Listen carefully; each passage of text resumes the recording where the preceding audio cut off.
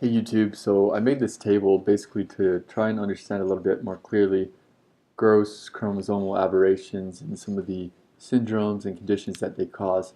So I basically organized this table of most of the major conditions that you hear about and their major phenotypes. So let me just get started here. So here I have kind of color coded these by kind of what sort of abnormality we're dealing with. So here we have Cretusha and DeGeorge they're caused by deletions. So Cretusha in the 5 small arm and DeGeorge in the 22 long arm. Then we have the trisomies, trisomy 21, 18, and 13. And then we have the imprinting conditions, so Prader-Willi syndrome, Angelman syndrome. Then we have the sex chromosome conditions, and then we have Fragile X syndrome, where this is caused by a trinucleotide repeat. One thing to note right off the bat is that the X chromosome abnormalities, in some sense, don't really belong in this table because they are quite a bit different. However, you do see a couple of these phenotypic locations marked on my table. I'm going to talk about that here in a sec. But starting right away with mental retardation and being learning disabled, virtually, as you see, virtually all of these are marked except for the X chromosome conditions. And what I'm going to say for all of these is the extent, of course, is going to be highly variable.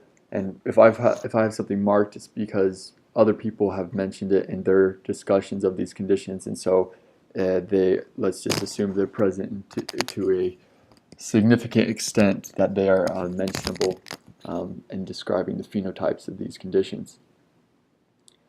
One other thing let me mention real quick is I've added these other syndromes because they're basically so similar to these others on the table. They have so many phenotypically shared characteristics that I added them. So those being rubella syndrome, congenital rubella syndrome, fetal alcohol syndrome, and cretinism to some extent. These two, obviously, you can see are matching up with a lot of these phenotypical characteristics a lot closer than cretinism. So learning disabled is almost ubiquitous here with these conditions. Again, except for in the X chromosomes. Another two parameters that are almost ubiquitous is stature and maternal age correlation. So with stature, you can see almost all of these guys are going to be short. In Patau syndrome, there's not even there's early death, and so you don't really know if they're going to be tall or short. So I think just on the genetics, we could assume that if they had made it, if there's a unique condition that where they make it to puberty, they are going to be short. Angelman syndrome is rather exceptional in that it's not very much deviated from normal height. They are slightly below average. However, they're virtually normal height. Very interesting also to note that Klinefelter syndrome and YYX syndrome are both tall. So that's kind of interesting. So if you're a male and you have extra X's or extra Y, that's going to make you taller in some way. Not totally sure why. I find that very interesting. Turner syndrome is actually short to a significant degree. Fragile X is significantly short, and same with all these additional conditions I've added, significantly short. Where cretinism takes the prize, and these guys are severely short and basically on a dwarf scale. If you Google a cretin, you'll see that. And then high maternal age correlation, you see that with all these conditions, except for in the case of Prader-Willi syndrome, where paternal imprinting is going to be causing this, so maternal age is going to be irrelevant. And then Fragile X syndrome, where this is not caused by anything but an accumulation of certain trinucleotide repeats. And so the more important factor in Fragile X syndrome is going to be how far along in the family this Fragile X syndrome has been traveling, basically, because the repeats accumulate through a generation, right? Back to the table's front end, so we see that low set ears is very common, in fact ubiquitous, basically, in this in the trisomy conditions and also these deletion conditions. We don't see it in any of these others until we go to fetal alcohol syndrome, where it's highly frequent.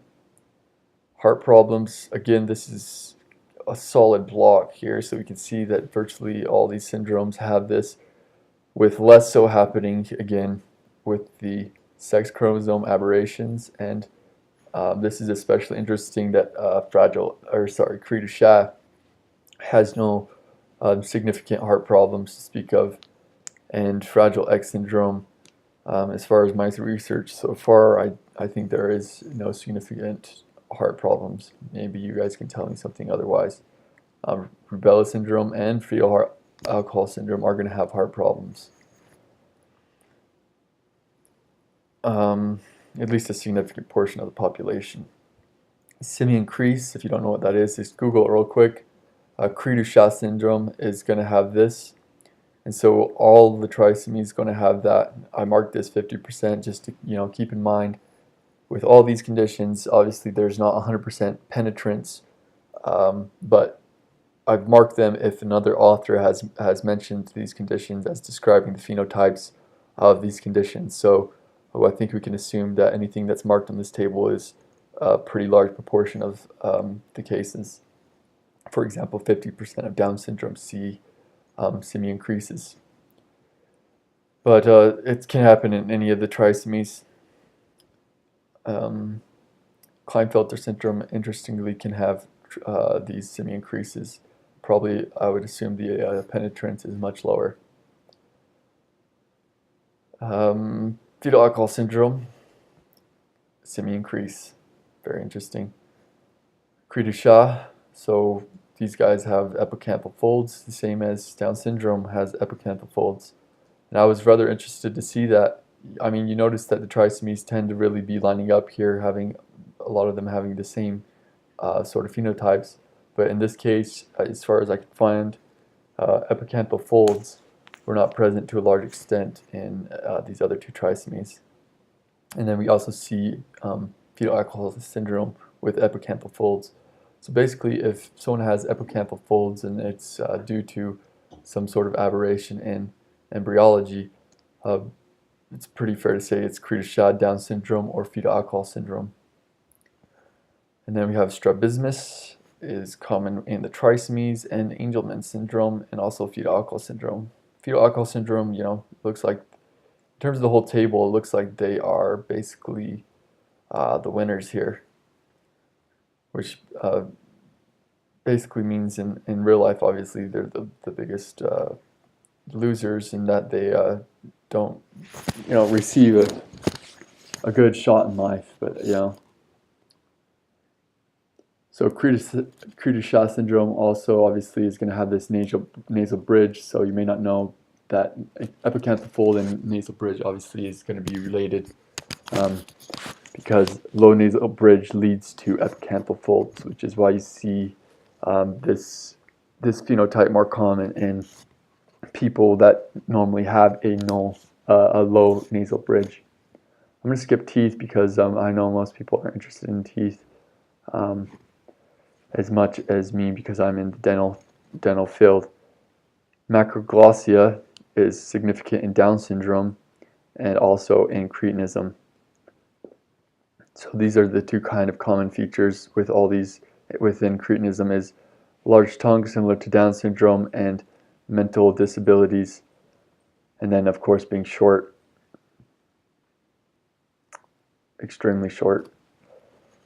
Hypertelorism, Cri du Chat, and Edwards syndrome. And I guess we don't see these in the other conditions. Microcephaly, Cri du Chat, and the less common trisomies, small heads. Small jaws, common in Cri du Chat, both the deletion syndromes, and in Edwards syndrome and Patau syndrome. And interesting, we see that Turner syndrome has micrognathic. So it looks like Turner syndrome, in terms of being like these other conditions, is probably the closest, because except for the fact I didn't mention that they probably have the most normal IQ, but they have some of the most severe health problems. So obviously you have heart problems, and then you're going to have maybe dental issues because of the micrognathism. Microphthalmia, common in Edwards syndrome, and these two other conditions, rubella and alcohol. Clefting overall is, I'd say, fairly frequent in all of these conditions. Not going to be happening in the imprinting situations, and not going to be happening in the cases of sex chromosome abnormalities, and not in the repeat syndromes. And also interesting, I think Down syndrome may have some clefting, so I may just have to change this one, and that would make more sense. It would fit more in line with these other trisomies and make the table nicer, I guess. But I'll have to do a little bit more research on that one. Renal abnormalities, I don't know if I've really completed this criteria significantly, but one thing's for sure is you're going to see quite a few abnormalities in DiGeorge, and you're going to see quite a few renal abnormalities in fetal alcohol syndrome. Rocker bottom feet is basically seen in two cases, Edwards and Patau's, and I don't know that these are seen, they're not seen so much in these other conditions. We went over stature, again, just these two X conditions, Klinefelters. So basically the males with the X conditions are going to be taller. And then we have recurrent infections, is Down syndrome and DiGeorge syndrome. And some of these other guys may have some amount of that, but especially obviously DiGeorge syndrome with their hypoplastic thymus. And then Down syndrome, known to have blood issues, and including recurrent infections. We went over high maternal age correlation, and then we have phallocyl. So this means intestinal organs protruding out of the abdominal wall, and we see those in the similar cases where we see rocker bottom feet. And that's going to be the two less common trisomies. Hypogonadism, so Prader-Willi syndrome is probably what the first thing that should come to mind, and then both Turner syndrome and Klinefelter syndrome are going to have gonadal issues where they are going to be infertile. Let's just finish this up with a couple of notable features. So these are kind of things that didn't quite fit on the table. So Creta Chat, we have, of course, crying like a cat. DiGeorge syndrome, they're going to have sort of behavioral issues. And again, I don't want to say everyone is going to have any of these things, but often they are seen with behavioral issues. And hypocalcemia is going to be related to the hypoplastic, I guess, ultimate brachial arch, and they're basically the pharyngeal arch responsible for creating C cells that release calcitonin are hypoplastic, similar to the thymic hypoplasia. Then we have Alzheimer's by middle ages in Down syndrome is basically guaranteed. So by the time they reach 40 or so, they're going to have a hard time even remembering what they used to with ease. And then high rates of leukemia. Interesting little brush-filled spots. You're going to see these in Down syndrome. So you look in their eyes, you can see these spots. And what else is notable here? One thing about Tau syndrome is virtually none of these guys are going to be making it to later ages. I don't want to say there's not miracles happening out there where some of these people are surviving and living, what some would call a prosperous life.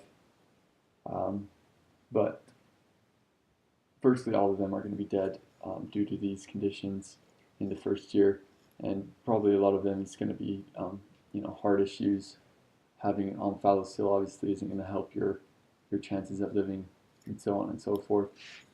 So all in all, prognosis is pretty bad for those guys. Prader-Willi syndrome, psychiatric difficulties, probably similar to the DiGeorge conditions. And then these guys, they are especially unique in that they are overeaters, and so they are going to be overweight, and as a result of that, going to have serious issues because of it, be like diabetes mellitus. Angelman has a notable ataxia and seizure, and they are often called happy puppets, or I don't know if they're called that directly, but some people say happy puppet syndrome due to their constant and inappropriate laughter. So Klinefelter syndrome, you may know some Klinefelter, so euchenoid gynecomastia,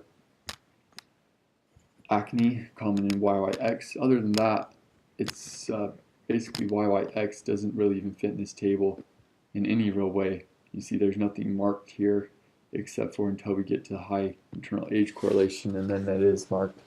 So there's a lot of people that have said in the past that people in prison or criminals are more likely to be YYX. However, I think that's basically been debunked, and YYX people aren't necessarily more criminal, more dangerous than other people, as far as I know.